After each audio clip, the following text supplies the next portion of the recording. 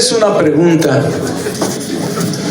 Una pregunta es una frase mediante la cual se cuestiona, se examina, se quiere conocer, se quiere inquirir sobre algo, interrogar.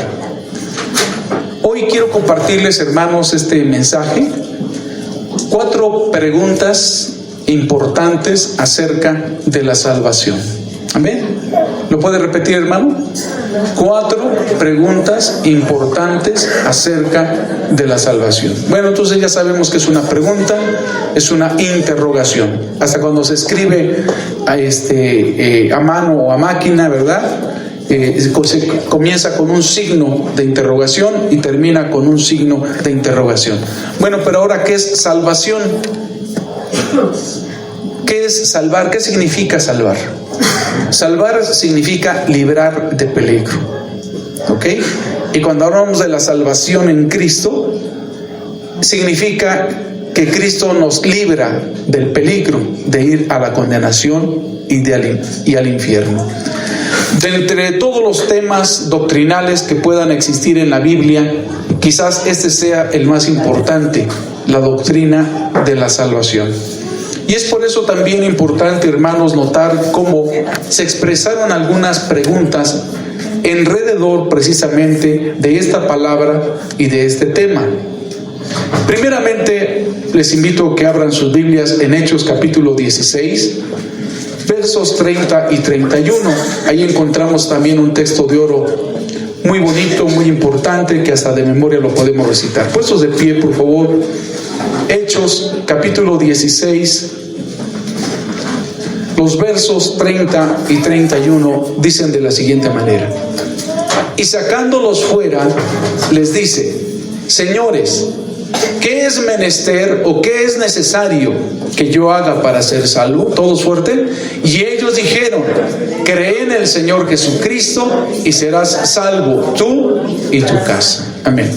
Ocupen sus lugares en el nombre del Señor. Esa pregunta, ¿qué es necesario que yo haga para ser salvo?, fue hecha por un carcelero de Filipos, ¿verdad? Ustedes recordarán que Pablo y Silas fueron metidos a la cárcel injustamente por predicar el evangelio. Los metieron en la cárcel de más adentro, y estando allí en la medianoche, ellos no se quejaban, no se desesperaban, no maldecían ni renegaban, sino que alababan y glorificaban el nombre del Señor. Y la celda y las prisiones y los cimientos de aquella prisión se removieron y los presos fueron libres. Demos gloria a Dios, hermanos. Aquel carcelero se sintió preocupado de ver de repente que ya no estaban los presos, aunque estaban reunidos en una celda quizás más grande todos juntos, pero él, cuando llegó a ver después del terremoto, ya no los vio. Entonces él, inmediatamente desesperado, pensó quizás de esta manera: si se haya escapado un preso, pues yo tendría que pagar su condena. Si su condena fueron de 5, 10, 15 años, pues yo me tendría que quedar aquí en la cárcel. Pero no se escapó uno. Al parecer, según él, se habían escapado todos. Ni viviendo 150 años quizás le alcanzaba la vida para pagar la condena de todos aquellos presos. Pero en el momento en que él saca la espada y trata de cortarse la yugular, ahí entra Pablo y Silas y le dice: no te hagas ningún daño, he aquí estamos todos. En fracción de minutos, de segundos, pudiéramos decir, ¿verdad?, por su mente pasaron muchas cosas en aquel carcelero.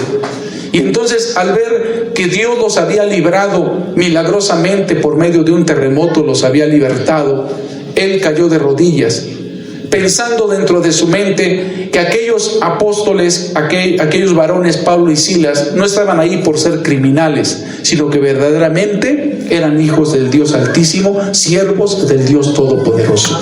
Y que lo que ellos predicaban no era mentira, no era una fantasía, sino que era la verdad. Y si ellos predicaban que había salvación, entonces él quería saber, quería conocer cómo era posible que él también obtuviera esa salvación. Y por eso hizo la pregunta: ¿qué es necesario que yo haga para ser salvo? La respuesta ya la sabemos, ¿verdad? Viene a continuación. Pero esta misma pregunta, hermanos, es la que se hace mucha gente actualmente en el mundo, pero lamentablemente no obtienen una respuesta correcta. ¿Qué es necesario que una persona haga para ser salva? Hay una sola respuesta. No hay 2, no hay 10, no hay 20. La respuesta no es confusa, la respuesta no es ambigua, la respuesta no es de varias opciones, la respuesta solamente es una. Cree en el Señor Jesucristo y serás salvo tú y tu casa. Solo Cristo salva. Bendito sea Dios. Las vírgenes no salvan, los santos no salvan, las religiones no salvan, las mandas y las penitencias no salvan. Solo Cristo salva. Cree en el Señor Jesucristo significa cree en el sacrificio que hizo por ti en la cruz del Calvario, y que al derramar su sangre, con esa sangre Él limpia tus pecados, Él perdona tus maldades, y en el momento en que tú le aceptas como tu único y suficiente Salvador, Él anota tu nombre en el libro de la vida. Alabado sea Dios. Pregunto, ¿cuántos de los de aquí, de los que estamos aquí, ya somos salvos? El que es salvo lo dice con más gozo. ¿Cuántos somos salvos? ¿Cuántos hemos sido redimidos? ¿A cuántos nuestros pecados han sido borrados? Amén. Demos gloria a Dios. Los niños pueden ser salvos, los jóvenes pueden ser salvos, los ancianos pueden ser salvos, los pobres y los ricos pueden ser salvos, los sabios y los ignorantes pueden ser salvos, los religiosos y los no religiosos pueden ser salvos, porque Cristo Jesús quiere que todos los hombres sean salvos y vengan al conocimiento de la verdad. Bendito sea Dios. Así es que, hermano, hermana, varón, mujer que me estás escuchando, si tú todavía no eres salvo, no es por falta de conocimiento o de información. No tienes derecho a hacerte esta pregunta: ¿qué es necesario que yo haga para ser salvo? La respuesta ya la sabes. Cree en Cristo, recibe a Cristo, abre la puerta de tu corazón, entrégate al Señor, conviértete en cristiano, y si lo haces, tienes la garantía de que serás salvo tú y toda tu casa. ¿Cuántos damos gloria a Dios, hermanos? Alabado sea Dios para siempre. Segunda pregunta en torno a la salvación.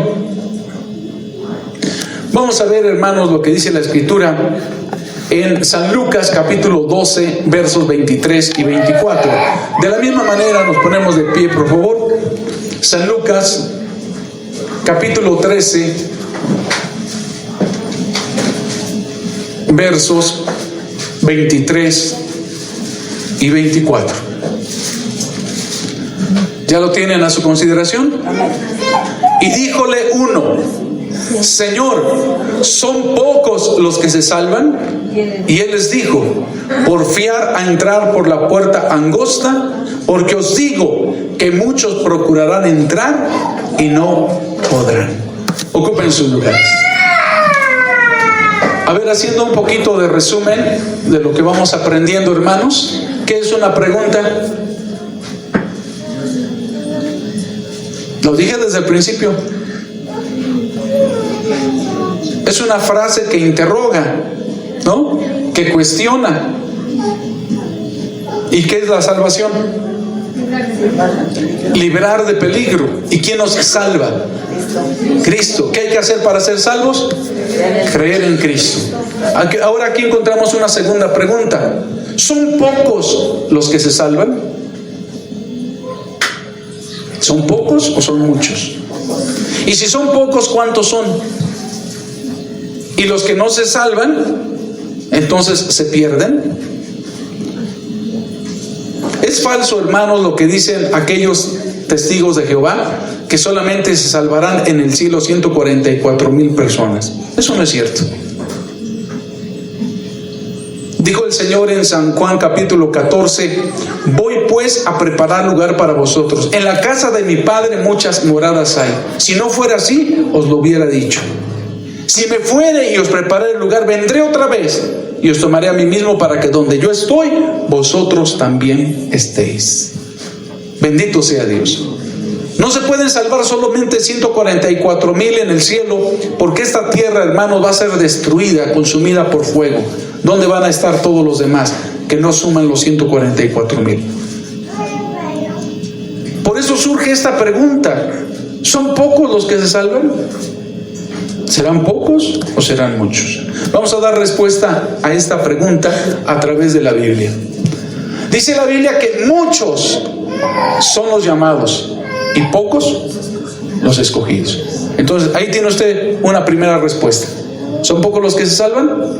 Sí, porque muchos son los llamados y pocos los escogidos. ¿Y por qué son pocos los escogidos? ¿Será que Dios desecha a los demás? No. Volvemos otra vez a la Biblia. Dice la Escritura que hay 2 caminos y 2 puertas, ¿verdad? Una puerta es amplia y el camino es espacioso, y muchos son los que van por él. Por ese camino espacioso y esa puerta ancha lleva a la perdición y a la muerte eterna. Y dice la Biblia que muchos van por ahí. También dice el Señor en su palabra que angosto es el camino y estrecha la puerta que lleva a la vida eterna, y pocos son los que entran. Entonces, ¿son pocos los que se salvan?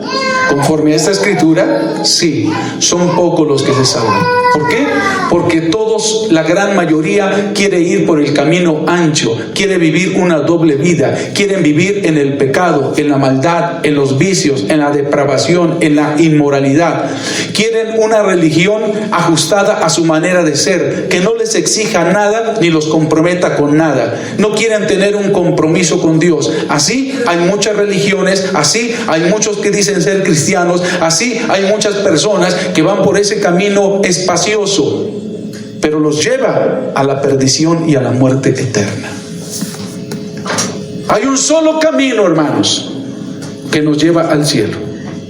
Dice San Juan 14:6, Jesús dice: yo soy el camino, la verdad y la vida, y nadie viene al Padre si no es por mí.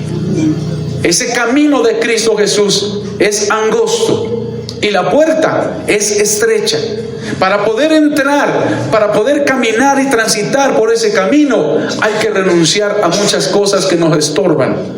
Dice el Señor en su palabra que nos debemos despojar de la maldad que nos asedia, dado que hay una grande nube de testigos. En esa puerta estrecha no puede entrar la persona con 3 o 4 esposas. En esa puerta estrecha no puede entrar una persona con sus botellas de licor, no puede entrar con sus botellas de ron, no puede entrar con sus carrujos de marihuana, no puede entrar esa persona con los harapos de la mentira, del egoísmo, de la vanidad, de la soberbia. No, hermanos, se tiene que despojar de todo eso y tiene que entrar por esa puerta estrecha. Pero vale la pena, porque ese camino angosto y esa puerta estrecha nos lleva al reino de los cielos. Demos gloria a Dios, hermanos. Pero ni piense usted que nos tengamos que deshacer de algo valioso para entrar por esa puerta estrecha. ¿O qué? ¿El orgullo es valioso? ¿El alcoholismo es valioso? ¿La droga es valiosa? No, eso es basura. Por eso el apóstol Pablo llegó a decir: lo que antes tenía por sublime, ahora lo tengo por estiércol, por alcanzar el blanco soberano de nuestra profesión, que es en Cristo Jesús, Señor nuestro. Bendito sea Dios para siempre. Entonces, ¿son pocos los que se salvan? Sí, pero que ojalá usted y yo y todos los que estamos aquí seamos de esos pocos, pero que nos salvemos. Amén. ¿Cuántos dan gloria a Dios? ¿No quieren ser de esos pocos que se salvan? No lo digo a todos, algunos se quedan callados. Amén. Queremos ser salvos. Entonces caminemos por el camino angosto y entremos por la puerta estrecha. Bendito sea Dios. Ahora, vamos a leer, hermanos, lo que dice la Escritura en Hebreos capítulo 2, verso 3. Ahí encontramos una tercera pregunta acerca de la salvación. Hebreos capítulo 2, verso número 3. Puestos de pie, por favor.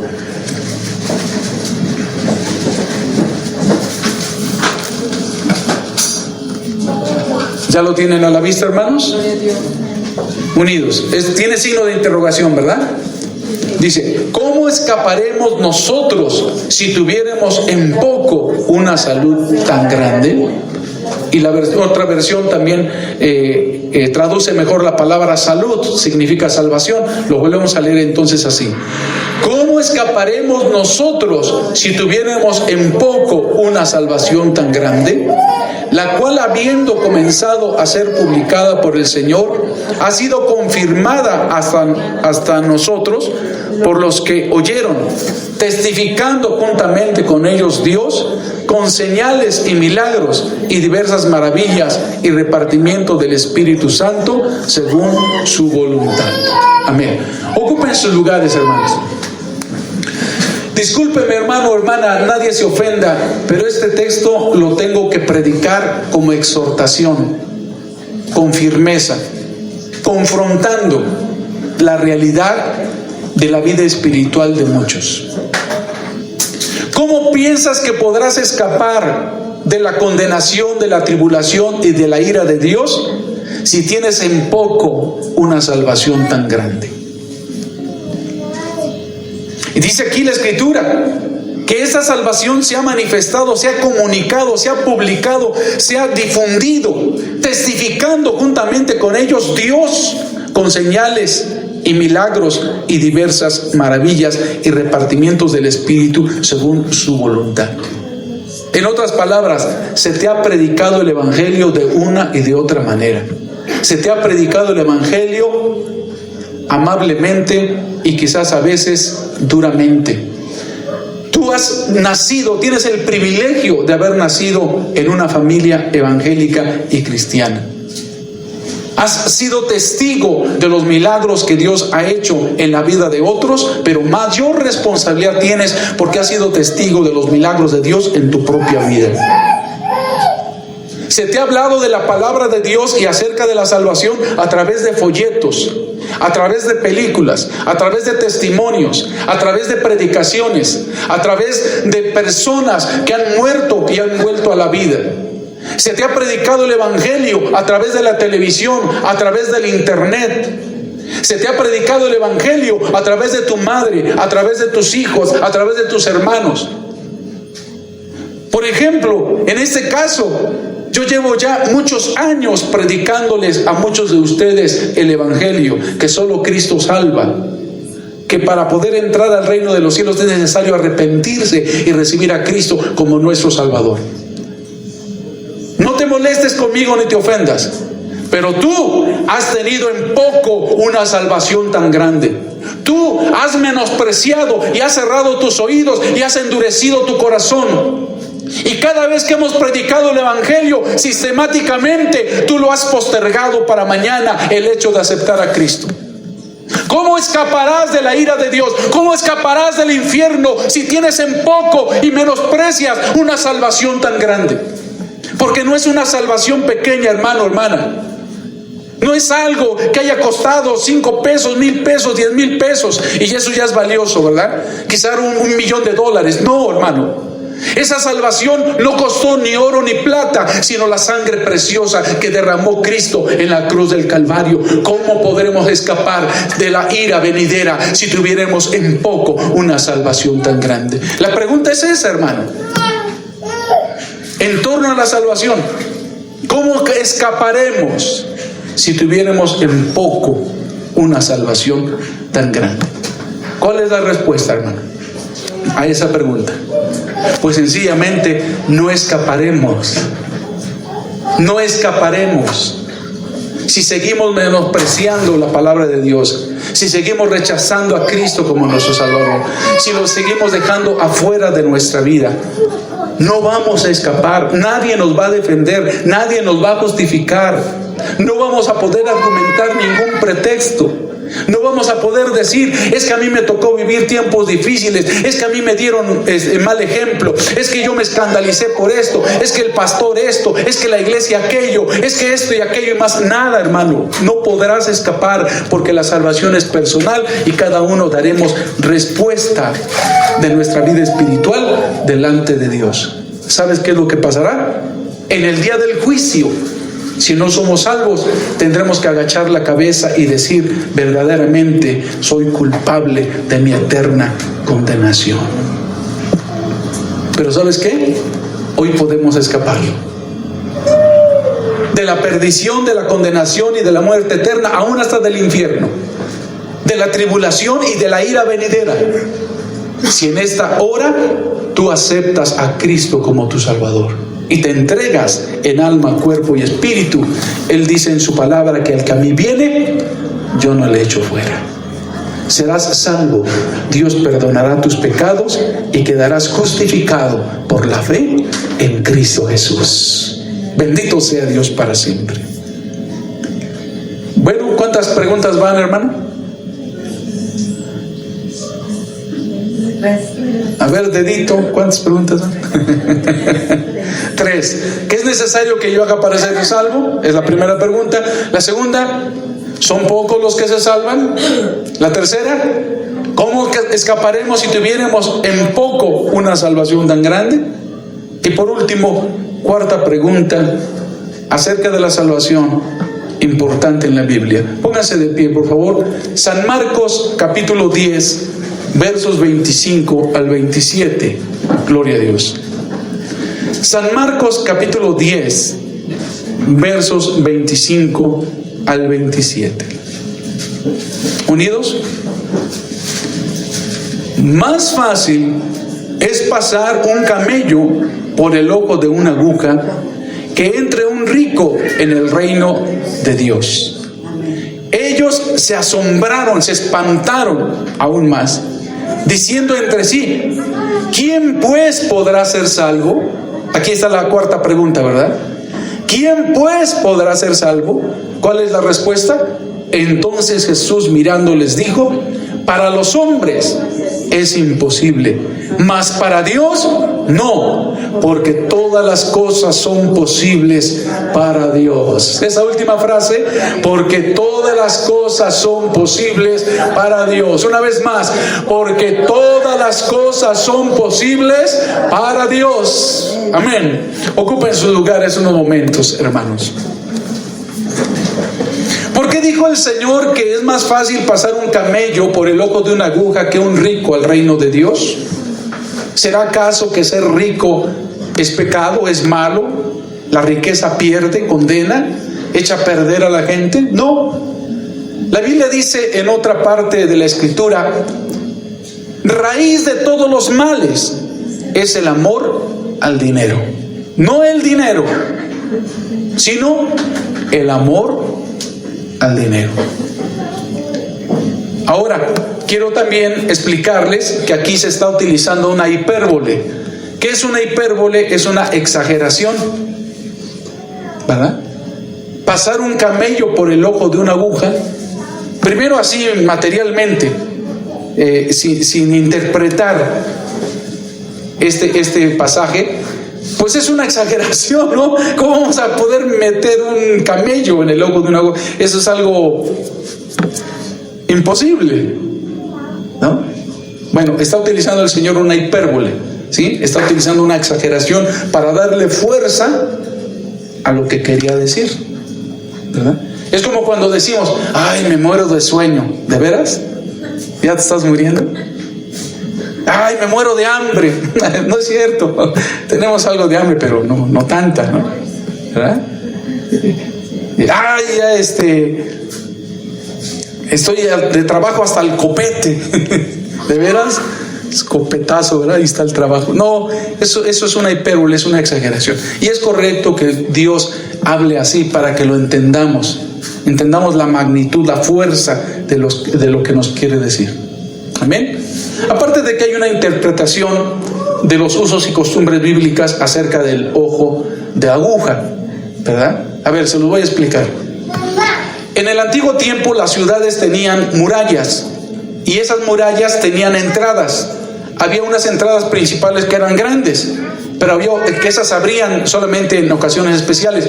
Pero había entradas que eran pequeñas y algunas otras muy estrechas, precisamente para seguridad de la nación o del país, ¿verdad? Y había unas entradas, unas puertas que arquitectónicamente se les llamaba ojo de aguja. ¿Ven? Entonces era muy estrecha y también no muy alta, muy pequeña. Entonces, ¿podría entrar un camello? Pues sí, pero era muy difícil. Tenía que agacharse, tenía que estrecharse y no podían entrar muchas personas a la vez, ¿verdad? Entonces batallaban para poder meter un camello. Posiblemente podía entrar solamente una persona, pero un camello era muy difícil. Bueno, pues como quiera que sea, hermano, si el Señor estaba haciendo literalmente de una aguja de coser, que es difícil pasar un camello, y está utilizando una exageración, es decir, una hipérbole, o sea que se está refiriendo a las puertas de entrada arquitectónicamente llamadas ojo de aguja, de todas maneras era difícil entrar el camello. Con esas dos cosas nos quiere decir el Señor, hermanos, que es más fácil meter a un camello por una aguja de cualquier tipo que a una persona que ama, que idolatra a su dinero. ¿Usted ha visto a personas que están pobres y están pero bien enojadas? Hay personas que no saben vivir en la modestia, hay personas que no saben vivir en la sencillez, hay personas que no se saben conformar con lo que tienen. Y fíjense, hay veces que hasta matrimonios se han separado por causa del dinero. Ya sea porque no hay lo suficiente, o porque no hay abundancia y lujos y comodidades, o porque a la mujer se le apareció otro hombre ofreciéndole más dinero. Raíz de todos los males es el amor al dinero. ¿Por qué hay tantos narcotraficantes? Por el amor al dinero. ¿Por qué hay tanta pornografía? Por el amor al dinero. ¿Por qué quieren invadir Venezuela? Por el amor al dinero. ¿Por qué hay guerra en Irak, en Siria? Por el amor al dinero. Entonces, hermano, hermana, es muy difícil que una persona entre al reino de los cielos si ama más al dinero, aún más que a Dios. Entonces, aquí solamente está hablando del tema del dinero, pero hay muchas otras cosas que pueden impedir al ser humano entrar al cielo. Entonces los discípulos, dice aquí la escritura, que espantados, asombrados, dijeron, pues entonces ¿quién podrá ser salvo? Porque no, el que no ama más el dinero que Dios, pues ama más el tabaco, o ama más el alcohol, o ama más el adulterio, o ama más cualquiera de esos pecados, vicios y maldades. Y hay quienes aman más el pecado que su propia vida. Entonces, ¿quién podrá ser salvo? ¿Verdad? Esa misma expresión a veces la utilizamos, ¿no? Al reconocer la maldad humana, al reconocer que somos una raza caída. Porque, por ejemplo, dice la Biblia, seguid la paz con todos y la santidad, sin la cual nadie verá al Señor. ¿Qué es lo que inmediatamente decimos frente a ese texto? Pues entonces, ¿quién podrá ser salvo? Y cuando leemos en la Biblia que dice que allí a la presencia de Dios en el cielo no entrará cosa sucia, que hace abominación o mentira, volvemos a decir, entonces ¿quién podrá ser salvo? Y luego cuando leemos en la Biblia que cualquiera que se enojare locamente contra su hermano es culpable de homicidio, decimos, entonces ¿quién podrá ser salvo? Y si decimos que cualquier hombre que mire a una mujer para codiciarla ya adulteró, entonces decimos, ¿quién podrá ser salvo? Y también se aplica a las mujeres, Cualquier mujer que vea a un hombre para codiciarlo, ya adulteró con él en su corazón. Entonces ¿quién podrá ser salvo? Como diciendo, eso es imposible. A lo mejor sí, pero la respuesta completa es esta. Entonces Jesús mirándolos dijo, para los hombres es imposible. Amén. Para los hombres es que, hermanos, imposible. De nosotros mismos no podemos, mas para Dios no, porque todas las cosas son posibles para Dios. Dale gloria a Dios, hermano. Nosotros somos débiles, pero Él es fuerte. Nosotros somos pecadores, pero Él es santo. Nosotros no podemos, pero Él es todopoderoso. Nosotros somos pequeños, pero Él es grande. Nosotros somos presa fácil de la tentación, pero Él fue tentado en todo según nuestra semejanza, pero sin pecado. Alaba a Dios, hermano. Si te sientes sucio, si te sientes inmundo, si te sientes indigno, acude a aquel que es santo, aquel que es justo, aquel que es puro, aquel que es limpio, porque Él te va a limpiar, Él te va a santificar, Él te va a regenerar. Bendito sea Dios. O aún la persona misma podrá decir dentro de su propio corazón, ¿verdad? No, yo creo que nunca voy a poder ser salvo. ¿Sabes qué? Tienes razón. Es imposible para ti. Pero ¿qué dice Filipenses 4:13? Todo lo puedo en Cristo que me fortalece. De ti mismo no vas a poder cambiar tu carácter. De ti mismo no vas a poder dejar las drogas. De ti mismo no vas a poder dejar el alcohol. De ti mismo no vas a poder vencer las tentaciones. De ti mismo no vas a poder vencer el enemigo de nuestras almas. Pero con Cristo todo lo podemos. Si Cristo está con nosotros, si oramos a Él, si oramos, si ayunamos, si dependemos de Él, tendremos su poder, tendremos su bendición. Y dice la Escritura, a causa de la unción, el yugo se pudrirá. Bendito sea Dios. Cuando tú recibes a Cristo, recibes la potestad, el poder, la autoridad de ser hecho hijo de Dios. Alabado sea Dios para siempre. Para el hombre es imposible, para Dios todo es posible. Amén. Y por eso, ven a Cristo, ponte en sus manos, recíbelo como tu Salvador. Él hará la obra. Tú tendrás que hacer tu parte, pero Él hará la parte más difícil. Amén. Tu parte es pedirle perdón a Dios. La parte de Dios será perdonarte. Lo que a ti te toca es creer en su poder. La parte de Dios será que Él te sane. A ti te tocará confiar en sus promesas diariamente, negarte a ti mismo. La parte de Dios será liberarte de los malos hábitos, cambiar tu carácter y aún también librarte de los vicios. En Cristo podemos ser salvos.